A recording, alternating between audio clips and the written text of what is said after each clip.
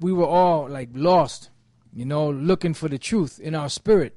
Some of us knew we were looking for the truth. Some of us had an inclination, but some brothers, they didn't know. They just knew something was wrong in the spirit, and they were looking for it. But this is what the scripture said. This is the book of Songs of Solomon, and the book of Songs of Solomon is basically a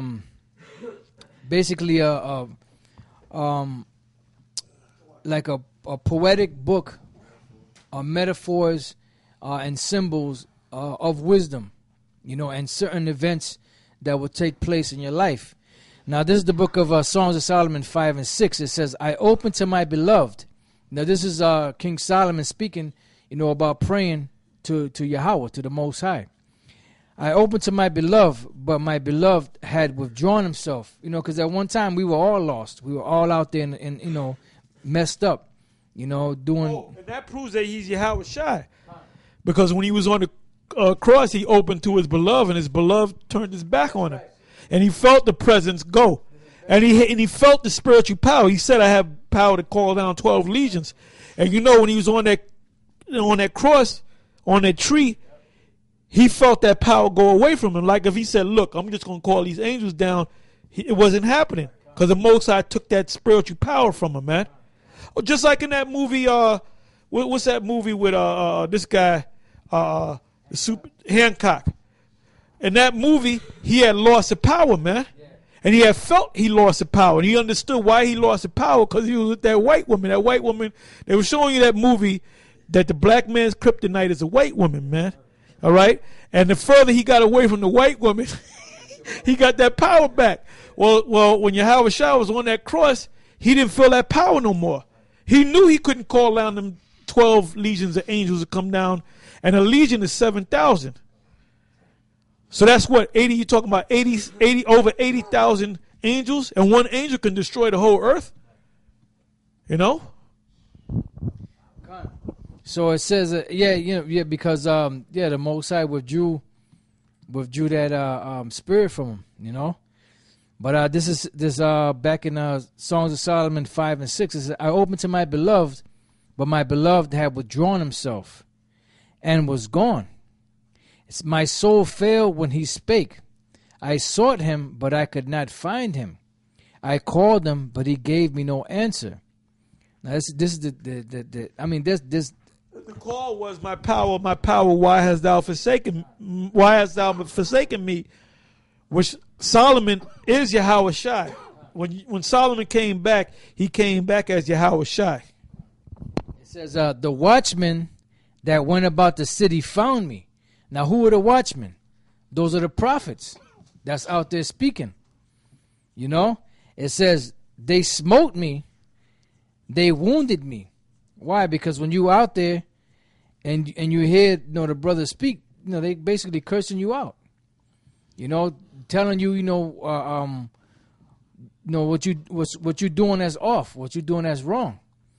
So it says, it says, the watchmen that went about the city found me.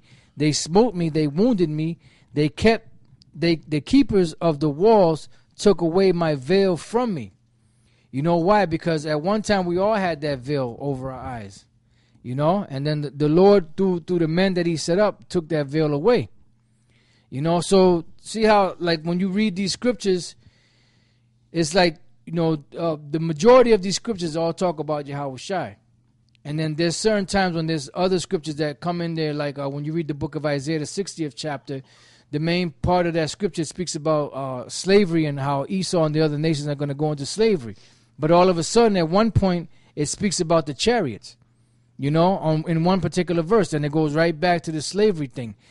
We were just reading about Yahweh Shai, how he was forsaken, how he felt he was forsaken on the cross. When he said, my power, why hast thou forsaken me? Then it jumped into our brothers that were lost at one time. And then you had the watchmen that were watching.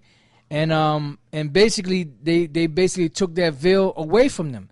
And how was that veil taken away from you? When you were taught the truth. And you have these people in the church that talk about, you shall know the truth, and the truth shall set you free. In the book of John 8:32, they quote that scripture all the time. but they quote that scripture, but they still in slavery, in captivity, because the truth has not set them free, because what's true, they don't accept, they reject it. Because the truth is what? That America is a corrupt society, that the white man is a devil, he's an Edomite, that being a homosexual is wrong, being a lesbian is wrong, being a pedophile is wrong, being anything outside of what the scriptures say is wrong. And anytime you try to point these things out, they'll try to find an excuse, not based off of the scripture, based off of what the world teaches you. John 3:16, for God so loved the world. Those are excuses that the white man has taught the so-called Negroes, Latinos, and Native American Indians, the Israelites, you know, to basically keep the veil on them. But the Lord is taking that veil away from us through the men that the Lord have set up. But you still have those men out there that claim to be Israelites that still have that veil upon them. You know? I got one before you go into that. This is kind of backs up what you're reading. This is why we on the highways and the byways. And now you have these black conscience guys. Basically, they bite everything that we do. You know, they trying to, you know, call themselves being street guys. You know, they doing a thing on the street. You know, we doing it now. They want to do it, man. It says this is in Song of Solomon 3 and 2, right? You know what? Let me see what 1 says. I'll start at 1. Song of Solomon 3 and 1. By night on my bed I sought him whom my soul loveth. I sought him, but I found him not. Now, before I came into the truth, I was actually looking for the truth, man. I actually, you know, at a certain time in my life, I made a prayer to the Lord, but I didn't know the name of the Lord, right? You know, they teach you that he's Jesus, he's Jehovah, he's this, he's that. And when I made that prayer, I said, you know, power, God, supreme, I don't know your name. That's what I said, man, in the prayer. I said, I don't know your name, but I want to know the truth. I want you to wake me up to the truth. And after I said that prayer, I actually walked in the streets looking for the truth, man. You know? And I seen the brother from the One West, the high priest. I seen him before that. But the most I didn't open my eyes to them being the men of the Lord as of yet. And I've been seeing them guys for years, man. I've been seeing them since I was 16. But the most I didn't open my eyes until I was in my 20s, 24 to be exact. That's when the most I brought me in. But I always knew in the back of my mind that the Most High had a plan for me. And I put that prayer up, and I remember saying, I don't know your name.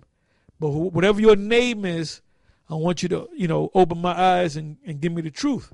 And I actually used to go out. I used to go out, you know, put my clothes on, do whatever I did after work or whatever, and I'll just walk around looking for the truth.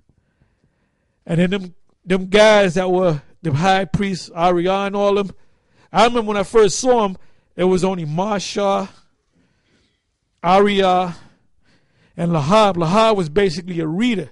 Yeshai wasn't in the truth. Shah wasn't nowhere to be found. And Shaddai was out there, which Shaddai was one of Marsha's sons. He was out there, man. And there was what, 4 of them out there. And that's when it was small and shit, you know. And I kept going, and the most